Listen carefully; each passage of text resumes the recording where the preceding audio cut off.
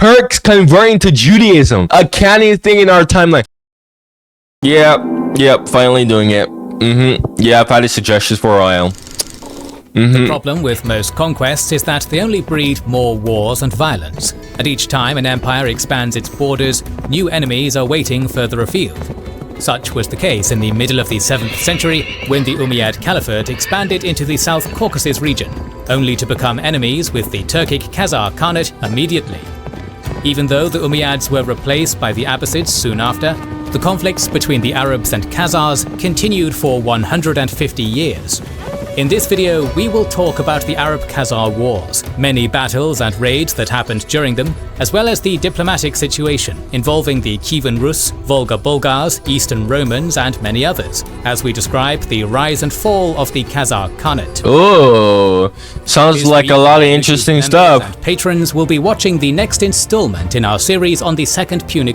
Has been written of the conflicts between the Eastern Roman Empire and its Asian rival powers, the Sassanid Empire of Persia and the Arab Caliphates. But throughout nearly the whole of these long struggles, a third major power lay to the north, less well remembered but a vital part of the history of Europe and Asia both.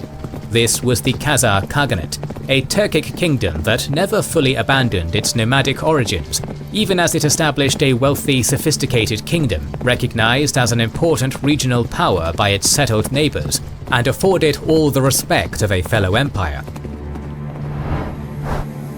The earliest recorded entrance of the Khazars into European history is possibly as part of the Hunnic Empire of Attila, with a tribe referred to by Roman diplomat and chronicler Priscius as the Akatsias, who were led by a chief called Karadach, listed among Attila's vassals in 448. The Romans approached Karadach with bribes as part of an effort to undermine Attila's confederation, but these efforts failed, with Karadach keeping the bribe but spurning Roman efforts to goad him into rebellion. Though the connection of these Akatsias to the later Khazars is disputed and far from definite, a later Arab account of the Khazar Khaganate does detail the social division between so-called Ak-Khazar and Kara-Khazar, or white and black Khazars, seemingly a division of social class, with the Ak-Khazar fitting the Akatsia name given by a diplomat who would only have been dealing with the elites and leadership. Whether the Khazar... Where we got racism in the Khazar Khanate now. were indeed part of Attila's confederation, or the Akatsiri, an unrelated Hunnic tribe, concrete evidence of their presence and power would emerge with the 6th century reign of Sassanid Shahenshah Khosrow Anushirvan, who recorded victories against them and built fortifications to ward off their raids, but also married a Khazar bride in a short-lived bid for alliance.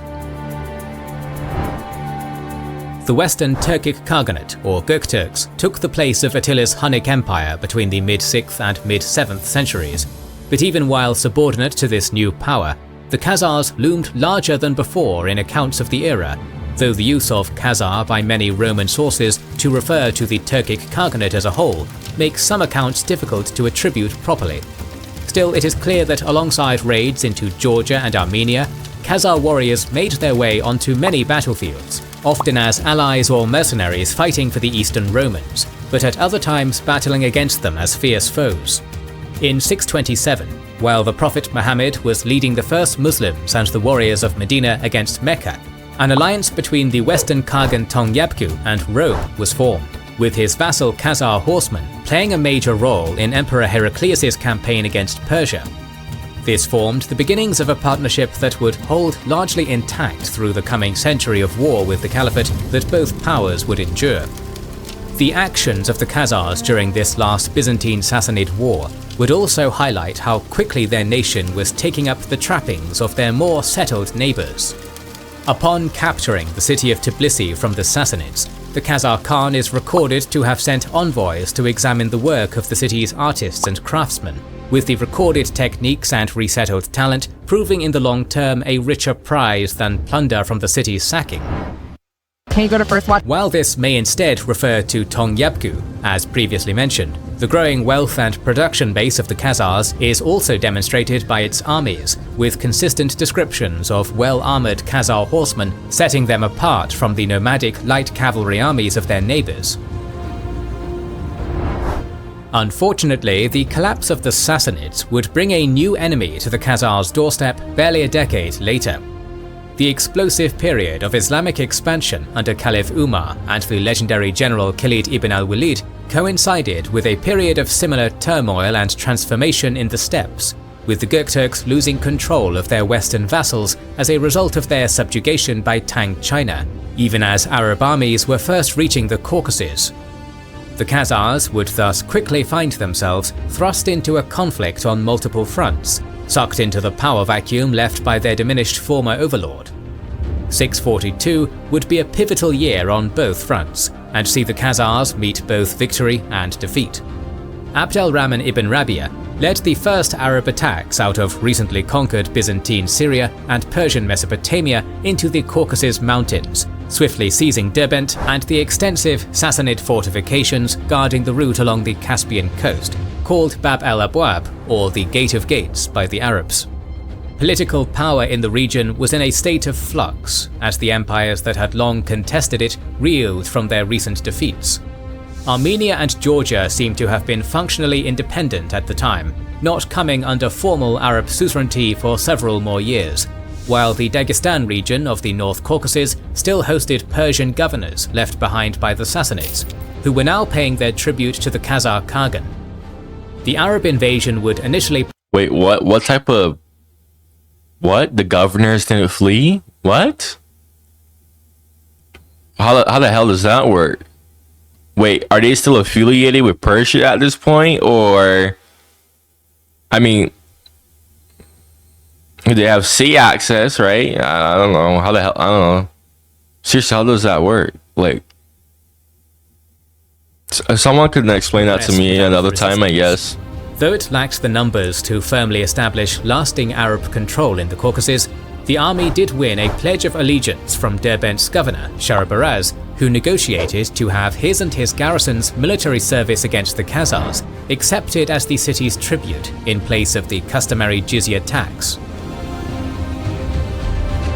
Unsatisfied with this victory, Abd al-Rahman made it his goal to cross the river Aras and capture Balanjar, the nearest city under direct Khazar rule.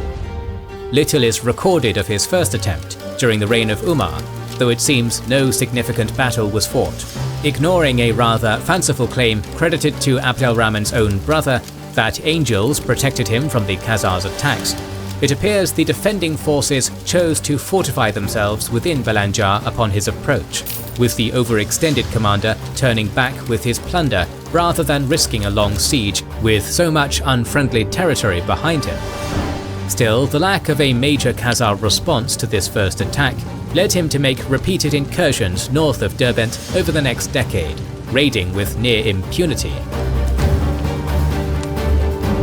The reason the Khazars offered so little resistance against these initial Arab incursions was likely because they were tied up dealing with another rival in the west, the Bulgars of the Volga River, who had emerged as the other major competitor in the steppe power vacuum. Though a precise chronology is harder to establish on the steppes, the Khazar-Bulgar showdown probably occurred simultaneously with the first Arab invasion, with 642 being the year often given for the Bulgar defeat at Khazar hands. In the aftermath of the Khazar victory, a large exodus of Bulgars migrated westward, eventually establishing the Khanate and later the Kingdom of Bulgaria. Those remaining in so-called Volga Bulgaria paid a steep tribute to the victors and harbored a lasting resentment towards their Khazar overlords over the following 2 centuries. Bro, I swear Bulgarians have been just all over the place, bro.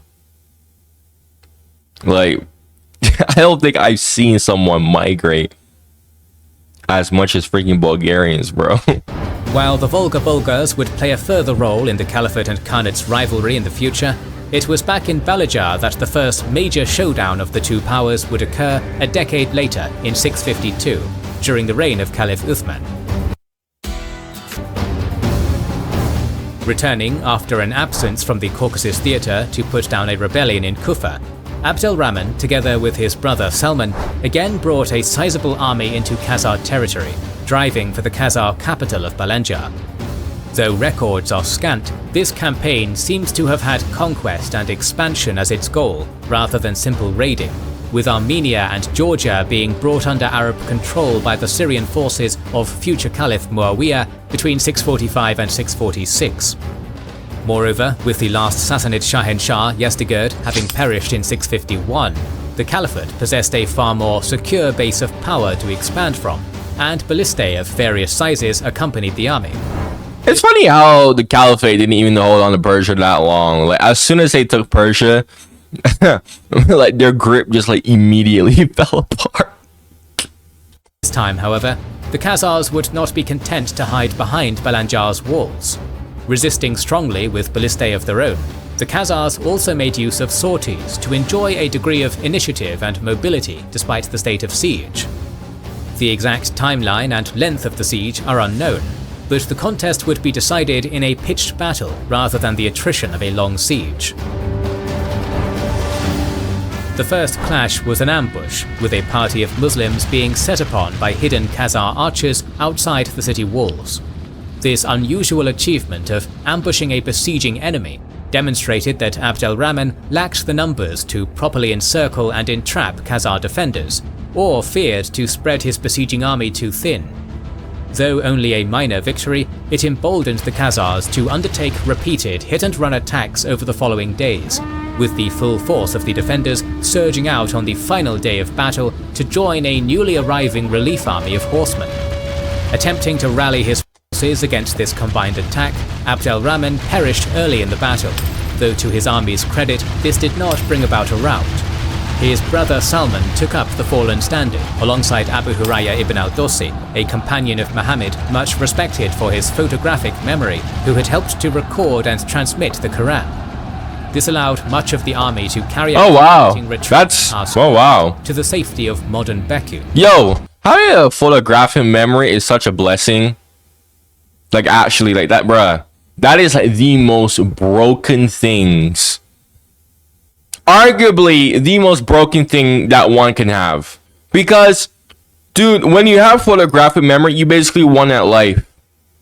You basically won at life. You could be a freaking mathematician if you want. All you have to do is just watch someone just write something down, and boom, you just have it there. Man, freaking hell, man. I wish I had that shit, bruh.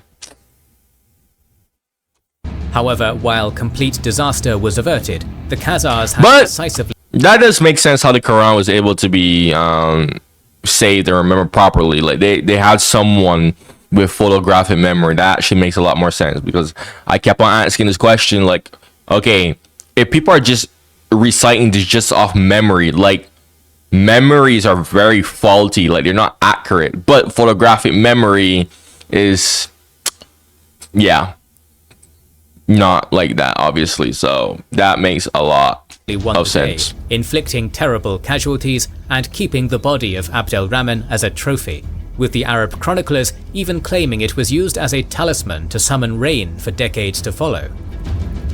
That... Do you want... That's insane. Defeat, the two powers would have relative peace for nearly half a century, though the threat posed by the Khazars would still influence the Caliphate greatly. It is due largely to the Khazar menace that the lands of Armenia, Georgia and Caucasian Albania were ruled so indirectly. In return for holding the line against the northern nomads, these lands were allowed to keep their Christian nobility and power structures intact, despite their geographic closeness to the Umayyad Caliphate's Syrian core. They were not always successful in this. While the Caliphate was split apart by the Second Fitna, a Khazar invasion under the Khagan Busir would lay waste to these Caucasian client kingdoms in 685, claiming the life of Armenia's ruler, Grigor Mamikonian. Damn. However, the victorious Khazars made no effort to hold any territory south of Derbent, or push on into Syria or Persia. The Khazars' modest expansion during this era was mostly westward, subduing groups such as the Alans and Magyars, but some of their most profitable victories would not come on the battlefield, but from playing the cutthroat game of Eastern Roman politics. In 698, the Khazars took in the deposed and exiled Emperor Justinian II, and arranged his marriage to Khagan Busir's sister, who, after her wedding, became known by the Christian name of Theodora. From intervening in Justinian's repeated loss and seizure of power, the Khazars would twice extort heavy tributes from Constantinople, and even take control of the Crimean Peninsula without risking a man on the battlefield. The first of these came in the form of an enormous bribe from Justinian's usurper Tiberius III to remain neutral and deny Justinian the army the Khazars had promised him. Years later, after Justinian's successful return to power with Bulgar rather than Khazar aid, the paranoid tyrant's expedition against his perceived enemies in Crimea drove the region's governor Bardanes to give his fealty to Khagan Basir for protection. Finally, when Bardanes was declared emperor in absentia by rebels against Justinian's rule, Basir collected a second ransom, simply to release the newly declared emperor to his supporters. Evidently, the promise of gold and territory clearly outweighed any loyalty Basir felt for his brother-in-law. Though the Romans and Khazars would remain loosely allied through most of this period, the Steppe Empire would prove as adept as the Caliphate in taking advantage of Constantinople's frequent civil strife, and also profited from its periodic bouts of persecution by accepting talented Jewish and heterodox Christian exiles into their relative haven of religious neutrality. Though the Khazar ruling class still held to their shamanic practices, missionaries, a policy of trade and immigration, allowed large Christian, Jewish and Muslim communities to thrive within the Khazar realm. Soon this period of peace came to an end, and the Khazars, stronger than ever, began to pose a serious threat to the Umayyad Caliphate. Between 707 and 712, Derbent and the Gate of Gates would change hands several times, with the Caliphate unable to defend it effectively, being engaged in conquests from Hispania to the Tarim Basin. This weak response only encouraged further Khazar attacks. In 717, an invasion of Caucasian Albania would follow, narrowly repulsed by the Muslims in a Pyrrhic victory. This was followed up in 721 with an invasion of a 30,000-strong Khazar army into Armenia, the beginning of what is called the Second Arab-Khazar War. With the Arab armies still weakened from the recent defeat at Constantinople, the Khazars, under a leader called Bajik, won a decisive victory, trampling over the army of Thubayt al-Narani in the Battle of Marj al-Hajjara and sending the survivors fleeing to Syria. Bro, these people are menaces, bro. What the hell? Like, I remember I watched a documentary on, what was it? Was it a documentary about England or some European documentary a long time ago, a couple years ago? And this is when I heard first time of the Khazar Khaganate.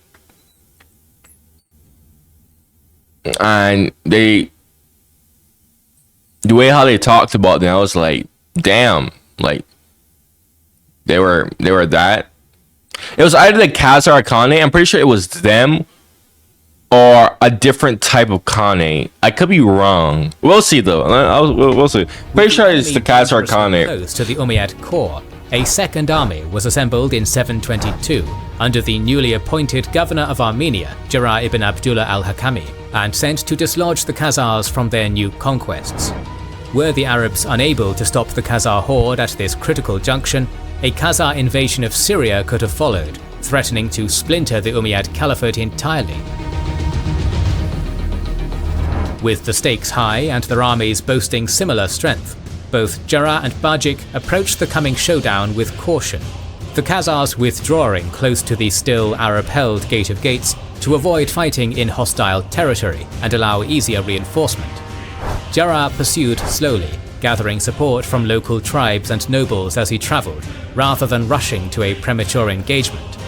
He would seize the advantage with a shrewd tactical decision after a morning crossing of the Kur River, a short distance from where the Khazars were encamped. Having discovered that one of the tribal leaders he had rallied was loyal to the Khazars, or at least hedging his bets by reporting his movements to the enemy, he ordered his army to make camp, declaring they would rest and reinforce for several days before pressing the attack. When night fell, however, he changed his orders, marching out immediately. As he suspected, the Khazars had been informed of his false intention to wait in place, and he was able to bypass his unprepared enemy to the security of Derbent without a battle, adding its garrison to his forces. The following day, he flipped the script by continuing north into Khazar territory, destructively raiding and plundering as he went, Yo! using what had just the previous day been an invading horde to make a frantic defense of its own lands.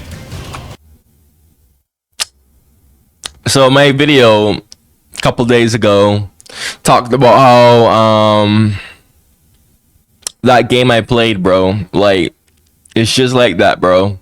I don't know if you watched that video or not, because that video was like more like Eurocentric. I mean, this is still European history, like right here, but this is more like Turkic, Arab Muslim type of ordeal here, and European history too. But the people who are going to be watching this right now are probably more like Turks, Muslims, Arabs, some Europeans here and there. But bro, if you watched that video a couple days ago where I told you, bro, like it's just like that game where I played, bro. It's like you have an invading army, bro. Just best thing to do, just go invade them. Especially when they have like their entire army just right there. It's just like shit. All right. I'm in a kind of a messed up situation right here, so I'm just gonna go invade you and force you to come back and then damage your shit that will devastate you so that you get returned. Though little detail remains of the engagement itself, this confusion and forced haste likely worked to Jarrah's advantage, and when Bajik's army caught it several days later, the Muslims defeated it utterly, seizing forts and plunder and pushing on to Balanjar, where their had been driven back some 70 years prior. Yo, that's insane. Here, another fierce defense was mounted. Though the city's fortifications had fallen into disrepair, hundreds of wagons were drawn in a defensive circle on the high ground around still-standing towers, and arrows were showered on the advancing Arabs by the thousands. Damn! Said to darken the sun. But with their morale Whoa! by recent victory and Jarrah's speeches, the Muslim warriors braved the hail of arrows to sever the ropes connecting the wagons, sending them crashing down the hill, lighting them ablaze. Forcing their way into the city after a day's heavy fighting and embarking on a slaughter of much of its population. From having so recently been poised to invade Syria itself, the Khazars' fortunes had been swiftly and shockingly reversed. And though Jarrah would not remain long in Dagestan, he would return with vast plunder and relocate entire towns. Bro, he spent 2 years in Dagestan. Worth of I don't know what that meme is about, but it's just hilarious. Send him to Dagestan. He literally did went to Dagestan, bro. Into the lands of the Caliphate. A lull in the fighting would follow as the Khazars recovered and the overstretched Arabs faced rebellion at home and defeat in far-off Transoxiana. But the Second Arab-Khazar War was still far from over. Really? I thought that would be it. The greatest victories could often be short-lived, especially in a time of turmoil and overextension for the Caliphate. With this victory over the Khazars coinciding with such pivotal clashes as the Battle of Toulouse in France and the Day of Thirst in Transoxiana, the army that had beaten the Khazars back could not remain long in hostile territory without reinforcements. Although Al-Jarrah sent requests to the Caliph for additional forces to follow up on the victory, no such support would be forthcoming. Though damaged, the Khazar army remained intact, mobile and threatening, and while a smaller foray by Al-Jarrah in 724 brought the city of Tiflis temporarily under the Caliphate's control, a lack of sufficient support left the opportunity created by his initial victories to be largely squandered. Al-Jarrah would not long keep his governorship either, despite his great successes and his growing renown among the soldiers of the Caliphate. The ascension of the new Caliph, Hisham ibn Abd al-Malik, in 725 saw Al-Jarrah replaced by the Caliph's brother Maslama, the general who had years ago led the first Umayyad invasion of Khazar territory and later the failed siege of Constantinople. For all his experience as a commander, Maslama would prove a rather poor administrator and a worse planner.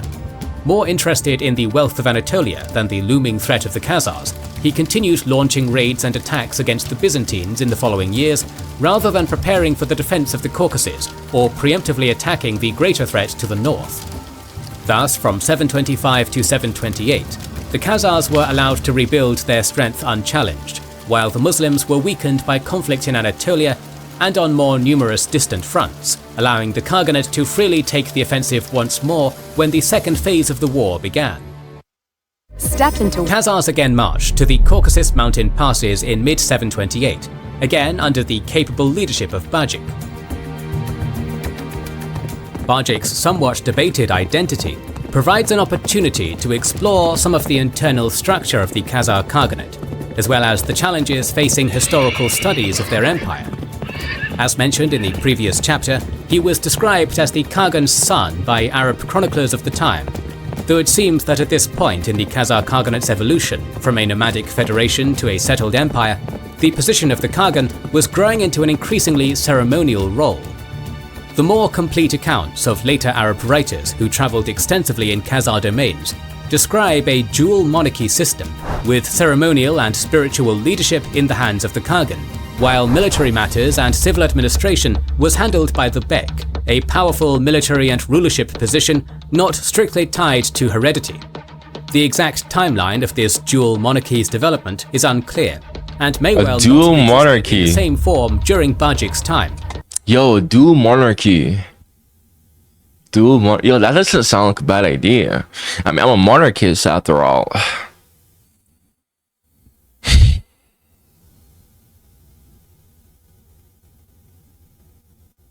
A dual monarchy, two people ruling at the same time. Then again, that could lead to a lot of problems.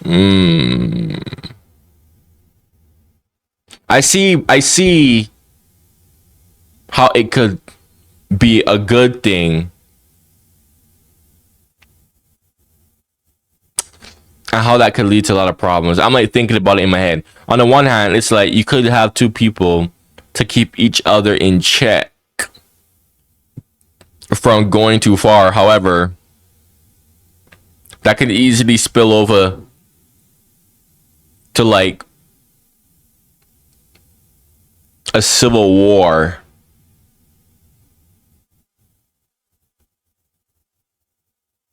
Like one monarch could just accuse the other of just something stupid, and yeah, that could just easily turn into something. Yeah, I'm like thinking about it in my head. I don't know. Written Khazar sources are very lacking, and the most thorough accounts describing the Khazar court and politics come from Arab travelers such as Ibn Fadlan in the 10th century, well after the end of the war in question. Nevertheless, it is likely that Bajik was not the Khagan's son, but rather the Bek, based on his commanding role in the two invasions, with the misattribution of his role stemming from Arab chroniclers much less familiar with the Khaganate's internal workings than their later successors.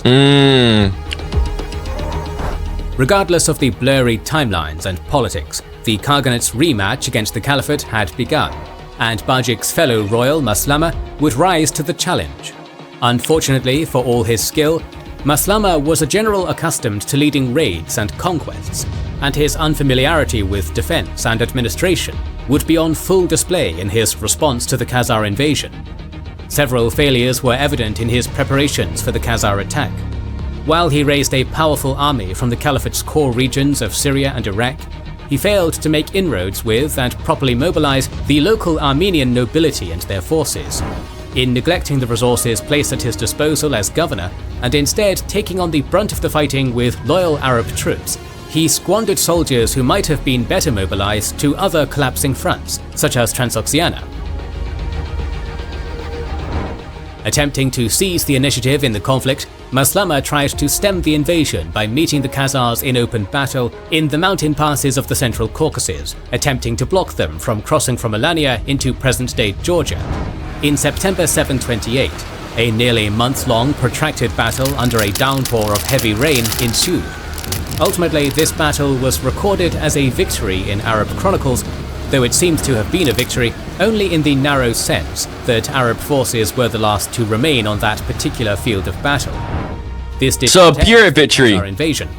During this month of standoffs and skirmishing, significant Khazar forces bypassed his army by other routes to enter the Caucasus unmolested. Even Maslama's own main force suffered a surprise attack in the rear by the same army they had supposedly defeated as they withdrew from the passes back into northern Georgia, with much of its baggage train and the army's pay looted and carried off by Khazar riders, mirroring Maslama's earlier defeats at Bulgar Han's outside Constantinople. It is entirely possible that, far from representing a defeat, Bajik's intention had simply been to keep Maslama's army immobilized from the start. For the rest of the year, the Khazars raided and ransacked throughout the Caucasus, leading to Maslama's removal from governorship the following year, with Al-Jarrah being returned to command. Bruh, this is a crazy ass conflict, bro. However, the hero of Balanjar would not be taking victory so easily a second time. With the beginning of the campaigning season of 730, he made an attempt to repeat the strategy behind his previous success, marching north to again invade Khazar territory near Tiflis, in hopes of forcing them to do battle on his terms, rather than chasing their mobile raiding bands around the Caucasus. This time, however, Bajik ignored the challenge. Instead, he moved his forces south, splitting them into two armies to take both Caucasus mountain passes and limit Al-Jarrah's ability to block them. At this point, both Al-Jarrah and Bajik were taking the offensive and effectively challenging the other to pursue them, and it was Al-Jarrah who turned back first, forced to depart the Khaganate without any significant gains to show for his months of campaigning. Yeah, he's gonna get collapsed. I can already see it. Al-Jarrah first chased the smaller of the two Khazar armies, a diversionary force under a general named Tharmak, that was threatening the entire region of Aran. Though the siege was lifted ahead of the Arabs' arrival and the city was saved, the diversion allowed Bajik's larger army to make for a far greater prize, the rich city of Ardabil, the regional capital and staging ground for Al-Jarrah's offensive. With the families of a large portion of their soldiers staying within the city's walls, the Arabs had little choice but to attempt to break the siege, despite now being outnumbered after Tharmak's force escaped to rejoin Bajik's. Despite the advantages in numbers and mobility enjoyed by the Khazars, Al-Jarrah did command a powerful force, close to 20,000, when joined with the defenders of Ardabil, and both his personal renown and the presence of so many soldiers' families within the besieged city lent morale to his forces. In December of 730, this would allow them to hold out through 3 days of heavy fighting against the well-armoured and equipped Khazar cavalry. However, by the third day, his forces began to be overrun and overwhelmed. The local non-Muslim auxiliary forces in his army, or Mawali, had begun to desert in large numbers, seeing the battle as unwinnable.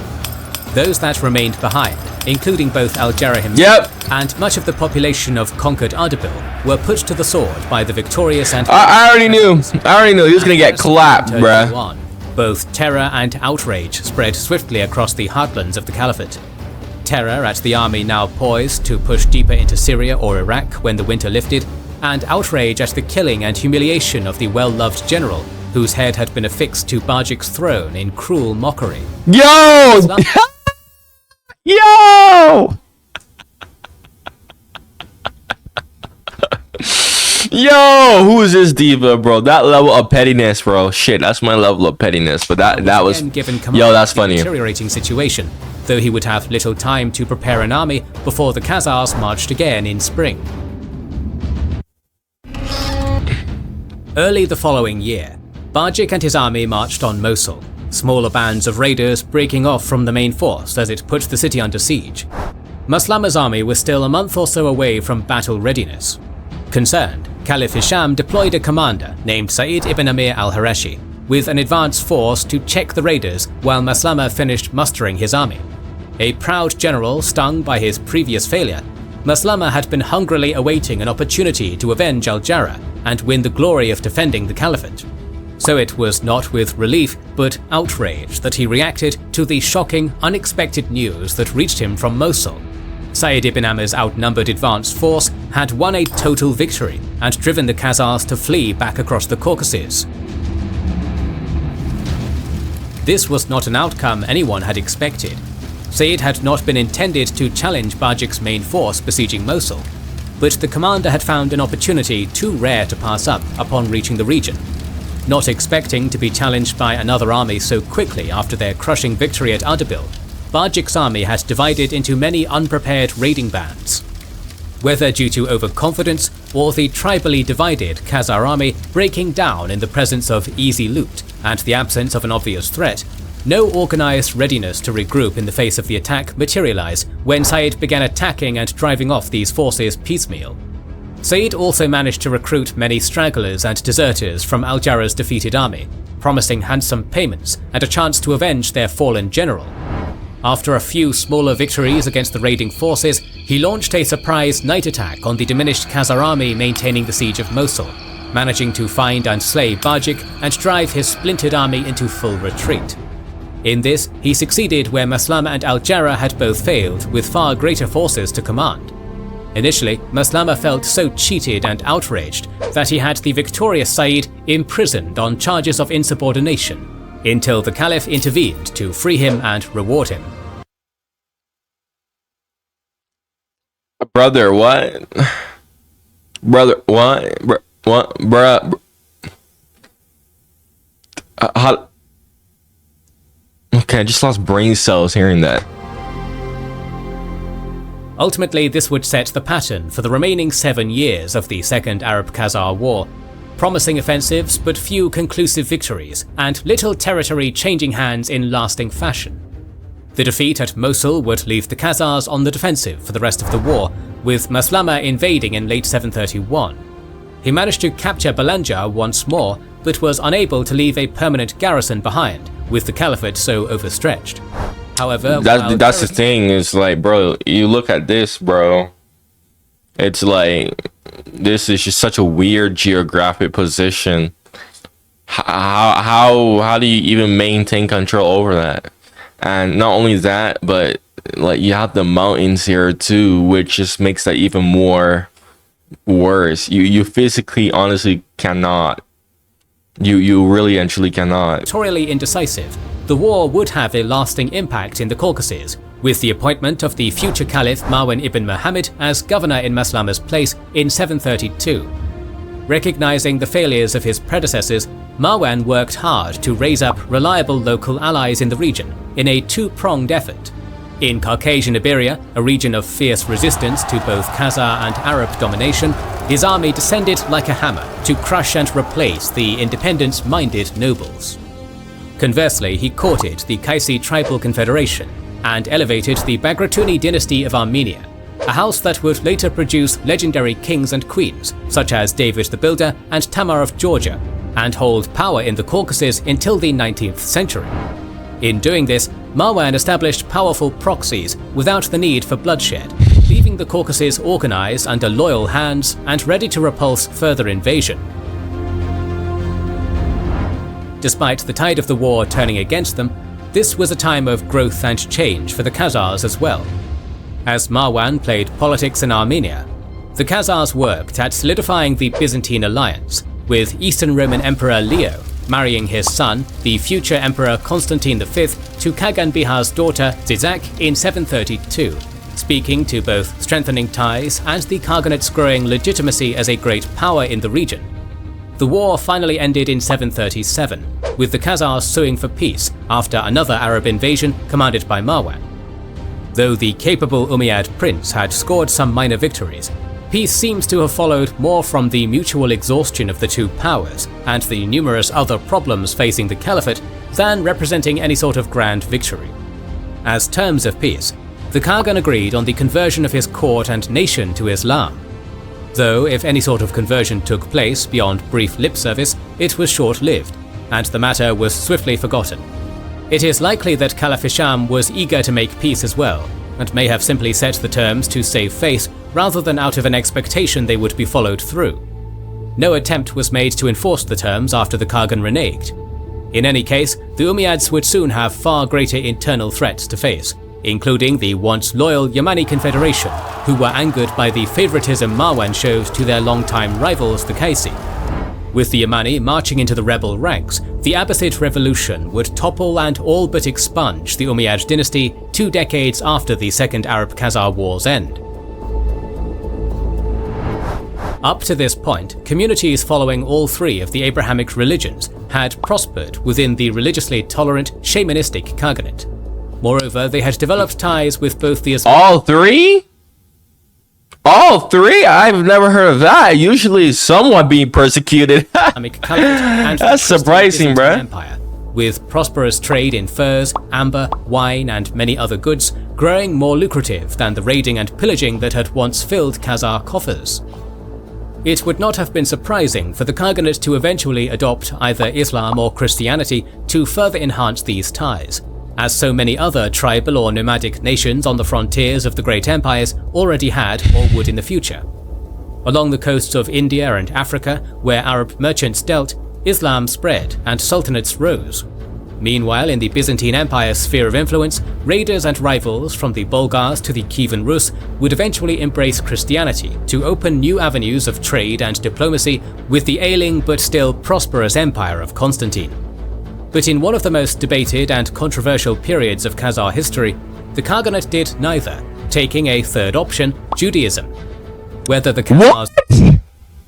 What? Okay, I was not expecting that. They converted to Judaism? This is a canon thing in our timeline. Turks converting to Judaism.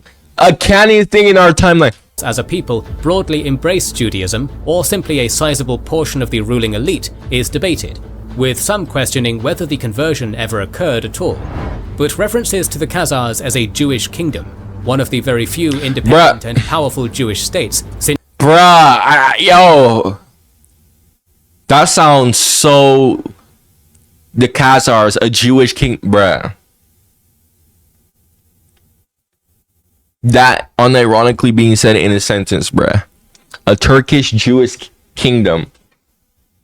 That unironically is the canon event that happened. What the hell? the fall of the Bruh, Jewish what? Himyarite kingdom of Yemen begin as early as the late 8th century.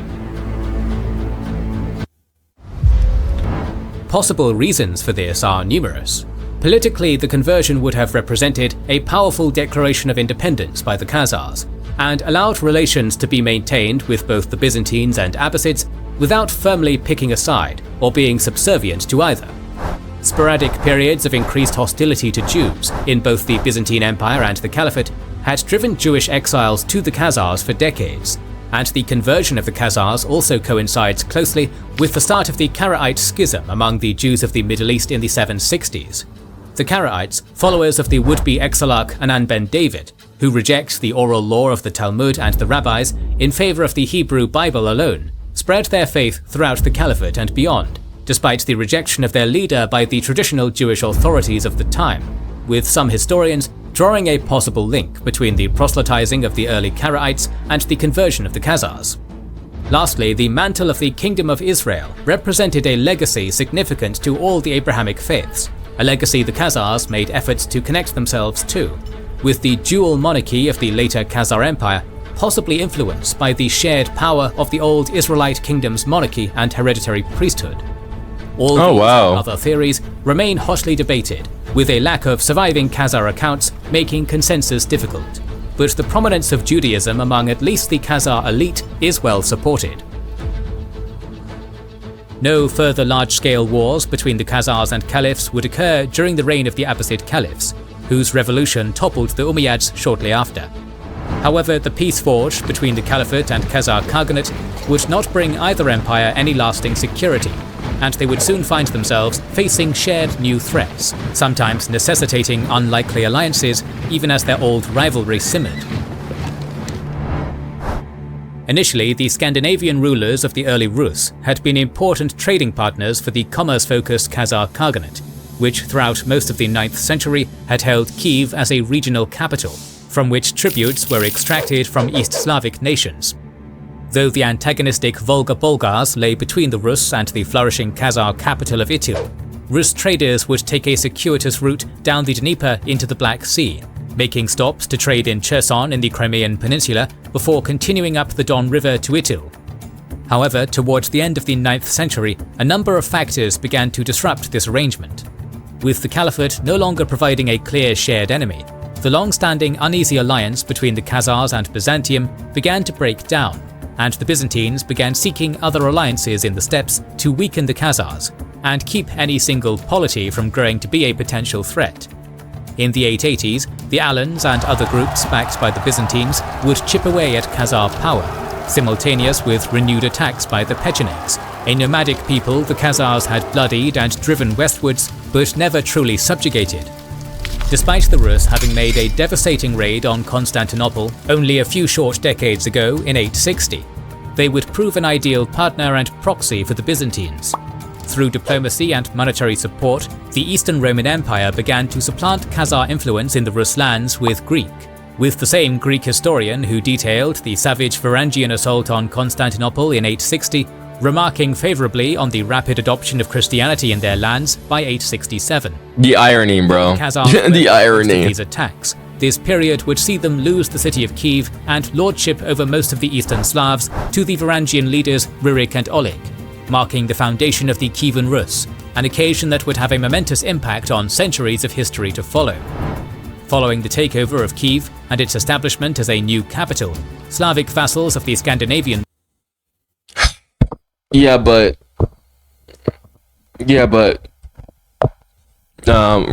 remember, Kievan Rus is just a modern name. Just a modern name. It was still Rus at this time. Yeah, just gotta point that out there. See, Kings and Generals, right? He I don't know how old this video is. Yeah, okay, this video is like a year old. Okay, so yeah. This is well into Kings and Generals, like spinning narratives on, like, you know, Ukraine and whatnot.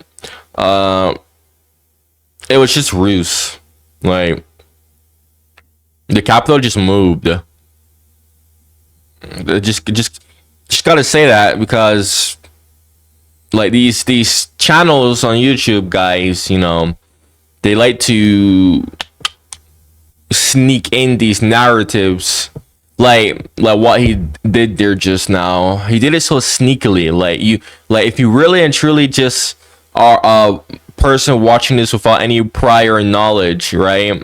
And this is one of the reasons why I also like encourage people, like, hey, if you see something that doesn't sound right, you know, comment it in the comments, right? Because I don't know everything. This is one of the main reasons why, because I'm aware of what some of these YouTube channels do. Like, they will literally put their own narratives in a video, and they do it so sneakily. You know what I mean? Yeah, Kings and Generals love to meet right Ukraine. So it's funny because his older videos, when they react to the Rus history, you could tell like it was so much more different. His rhetoric and what he was saying was so much more different than what he says now. Like, I'm not even kidding, bro. So yeah, you know, just pointing that out. Rus would engage in shipbuilding as a form of tribute, delivering to their overlords in Kiev the vessels that would bring both their merchants to Ityl and their raiders to Constantinople and the Caspian, with the great river fleets of the Rus boasting more than 2,000 ships by the accounts of Byzantine chronicles.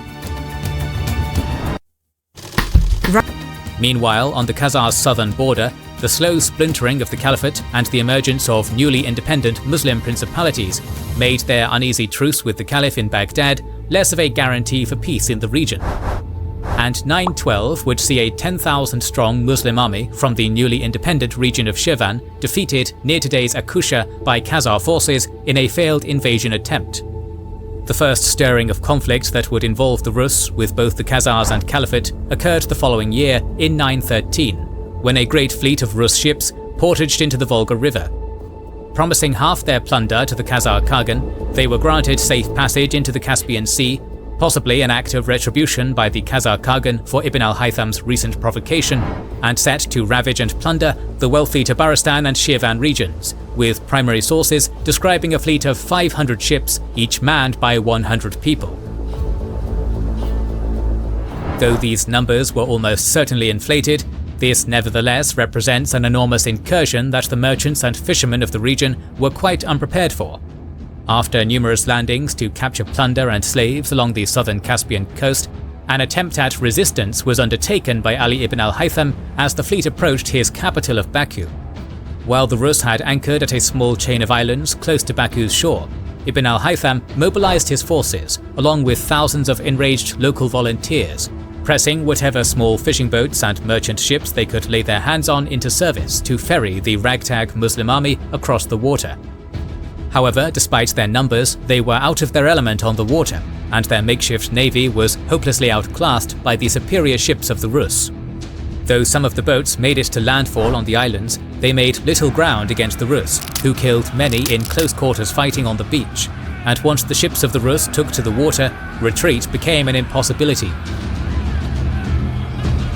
The disorganized attack soon unraveled, with simultaneous fighting on the islands and boarding attacks between ships on the Caspian, ending with the Shirvani force broken and thousands dead, slain by Kievan warriors or drowning as overloaded civilian craft overturned, or outmatched soldiers threw themselves into the water to escape the merciless boarding parties. Baku would be plundered, with this second defeat and humiliation for Ibn al-Haytham playing a role in his overthrow and the end of his dynasty a few years later.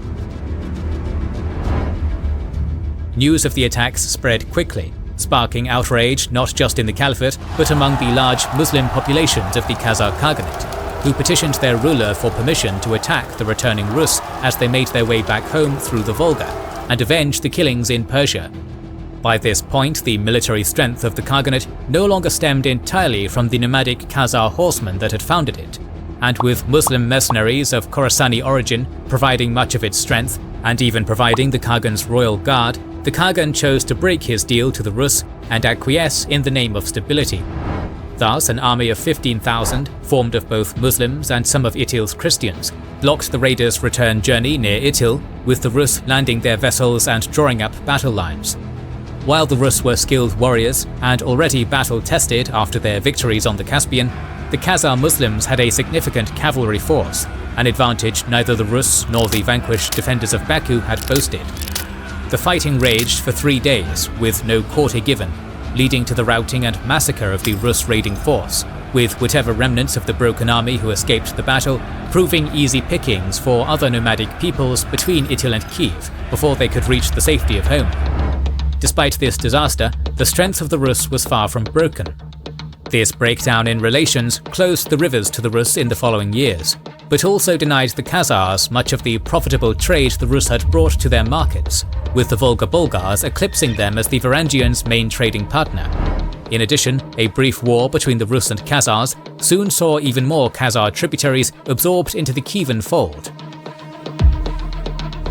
The most complete single source detailing the political and cultural situations of the steppes and the Rus comes from the travels of Ahmad ibn Fadlan in 921, a Muslim traveller and Islamic legal scholar dispatched to the court of Volga Bulgaria by the Caliphate to provide guidance after their recent conversion to Islam. In exchange for their conversion, the Caliphate agreed to fund the construction of a fortress, a deal in which the Bulgars intended to wrest more independence from their overlords, and the Caliphate hoped to get a powerful Muslim ally and weaken their old northern rival. What makes someone's... Ibn Fadlan's account still shows the Khazars as the region's dominant power. It describes at length the richness and splendour of the Khazar capital of Itil and the many palaces of the Khagan and his harem, but definite cracks begin to show. Beginning his travels by departing Samanid-ruled Khorasan with a massive trade caravan of 5,000 people, Ibn Fadlan first travelled through the lands of the Oghuz Turks.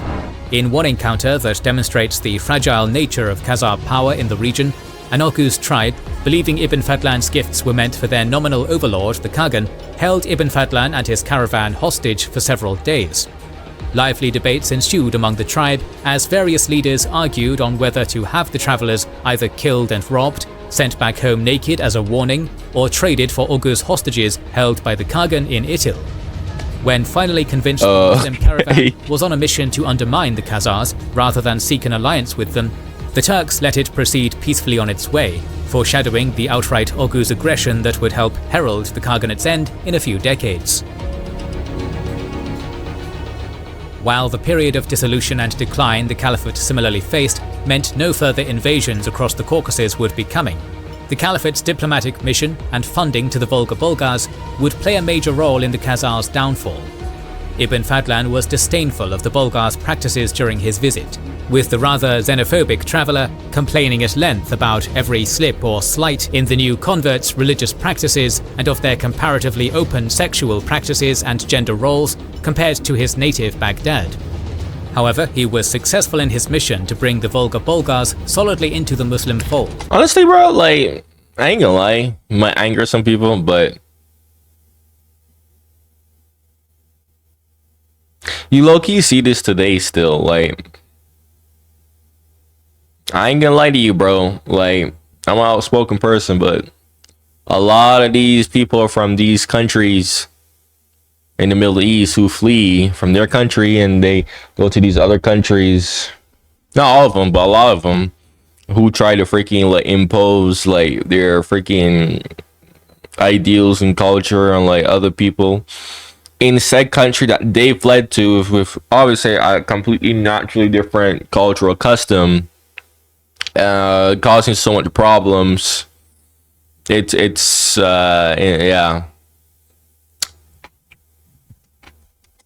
While the Arab-funded fortress diminished the authority the Khazar Khagan could exert over his Bulgar vassals.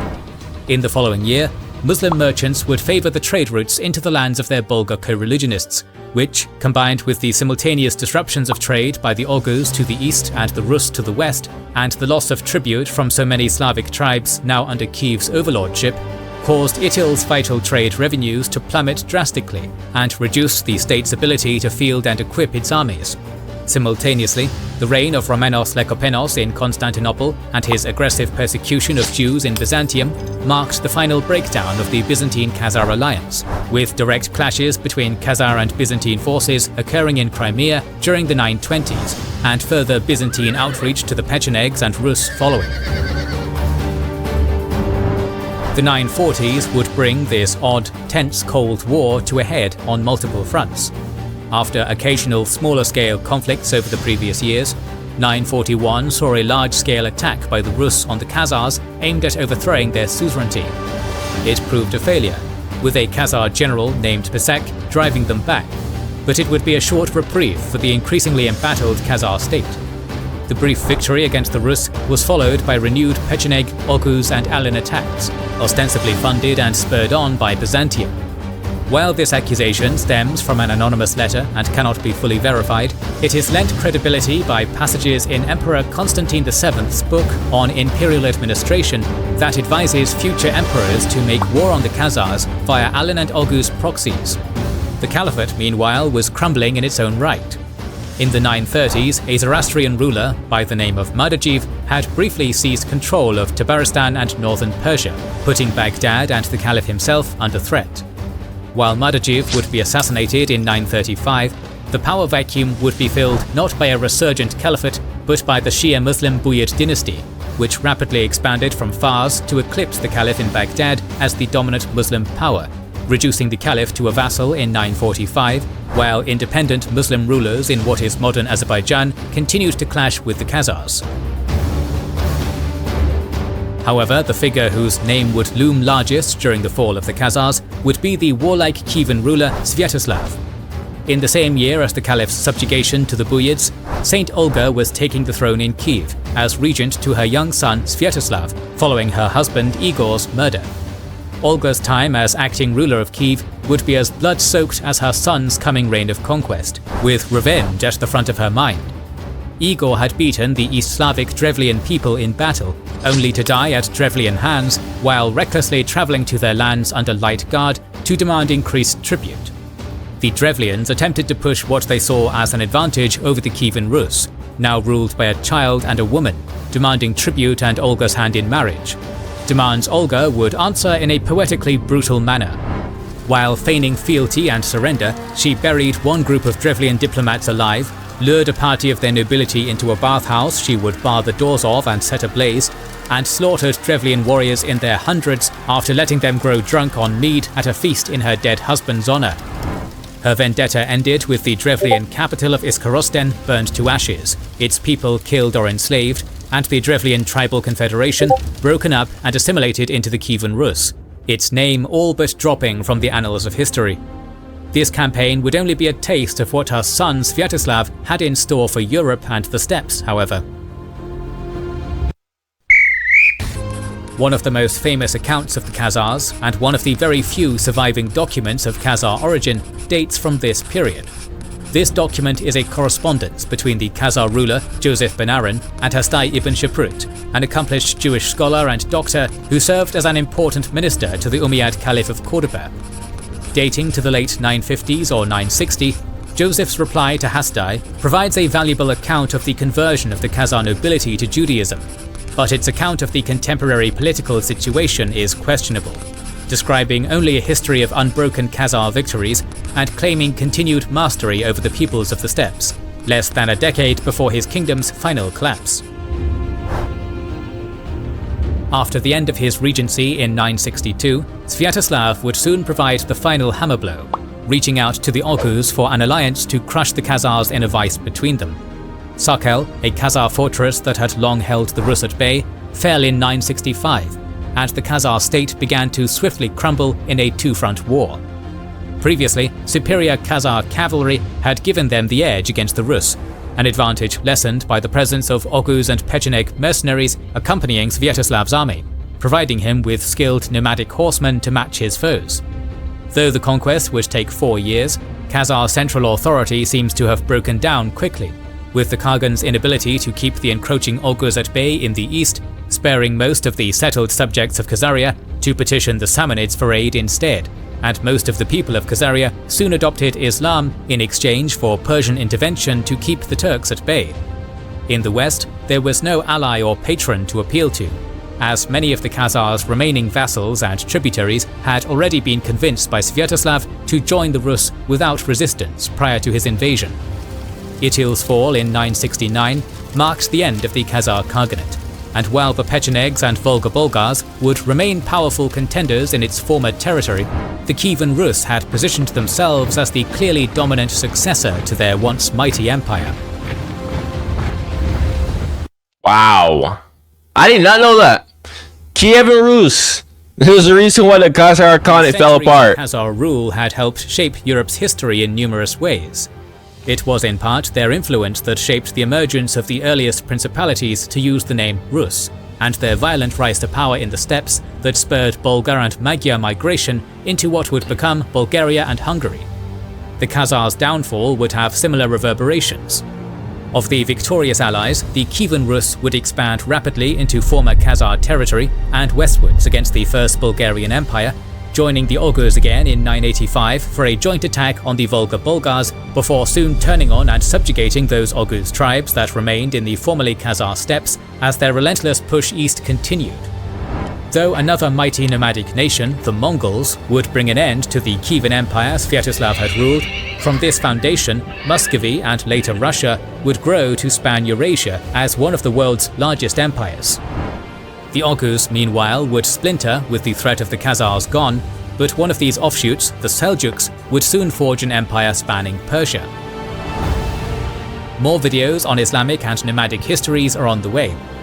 That's a good video. That's a good video. Yo, so much, Ethan. We got some freaking Russian history. We got some freaking Middle Eastern history. We got some freaking Turkey history. We got it all. We got some European history too. Ain't not crazy, man. Yo, that was an excellent video. Look, man, if you know any videos like this that you would like to see me react to, comment in the comments below. Eventually I will do it. Guys, if you made it all the way here, freaking an hour long, bro, subscribe and like the video. All right, like the video so that YouTube can push it out more, so that more people can see it. We could get more people in this community that I'm building. Yes, folks. Yes. If you're an active viewer, man, like I said, you could go check out my channel membership for 99 cents a month, bruh. Your videos and your suggestions are done much more quicker. Comments are responded to much more faster. And a whole bunch of other perks, which I'm too lazy to say right now. But anyways, bruh, thank you for watching and goodbye.